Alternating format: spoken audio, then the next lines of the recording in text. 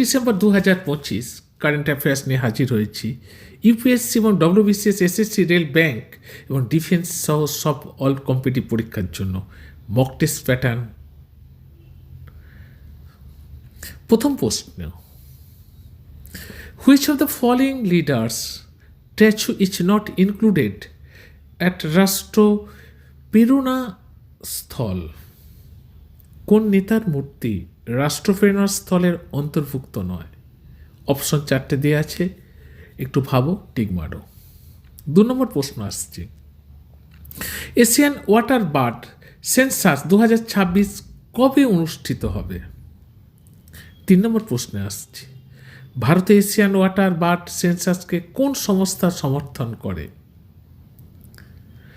Asian water bird সেন্সাসের কোন স্থল সঙ্গে কোন স্থলাভূমি যুক্ত?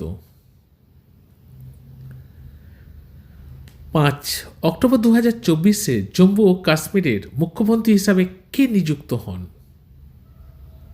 এবার আসছে একটু কথায়।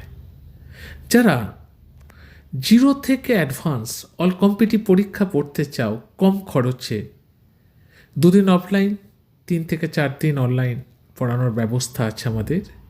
0 টু অ্যাডভান্স, কম খরচায় ইউপিএসসি, ডব্লিউবিসিএস অল কম্পিটিটিভ একটা পাচ্ছে 50 ধরনের সরকারি সমস্ত পরীক্ষার প্রশিক্ষণ দেওয়া হয়। জানি না পশ্চিমবঙ্গে কেউ এইভাবে দিচ্ছে কিনা।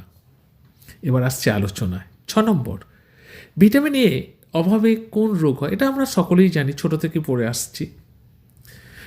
ভিপি পাট কোন ব্যবস্থার সঙ্গে ব্যবহৃত হয়? বর্তমান ইসরোর চেয়ারম্যানকে? খুব ইম্পর্টেন্ট একটা কোশ্চেন। 9 সনাতন সংস্কৃতি কি অটল দৃষ্টি গ্রন্থটির লেখক কে? 10 বীর বাল দিবস প্রতি বছর কোন তারিখে পালিত হয়?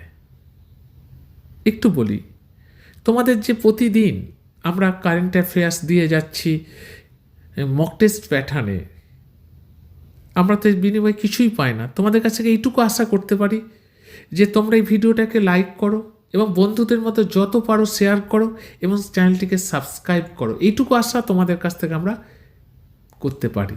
এবং তোমাদের এইটুকু যদি তোমরা আমাদের হাত বাড়িয়ে দাও, তাহলে আমরা প্রতিদিন নতুন নতুন আরও সুন্দর সুন্দর ভিডিও তোমাদের কাছে উপস্থাপিত করতে পারবো। এবার আসছি আলোচনায়।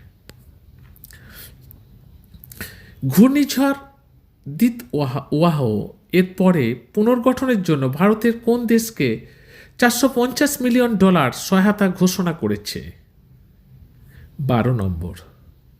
তার আগে বলে নিই, আমরা যারা তোমরা ভর্তি হতে চাও, আমাদের ফোন নাম্বারটা একটু জেনে নাও। 8617491526 এই নাম্বারে ফোন করতে পারো। হোয়াটসঅ্যাপ নাম্বার 8145262221 এই নাম্বারে হোয়াটসঅ্যাপ করতে পারো। আসছে আলোচনায়। প্রথম বিশ্বনেতা হিসাবে ইথিওপিয়ার সর্বোচ্চ বেসামরিক সম্মান দ্য গ্রেট আওয়ার্স নিশান অফ ইথিওপিয়া কে লাভ করেন?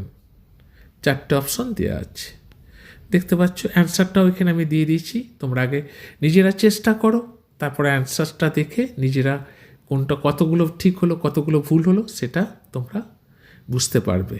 এখানেই রাখছি, ভালো লাগলে সাবস্ক্রাইব করবে চ্যানেলটিকে। শেষ করলাম।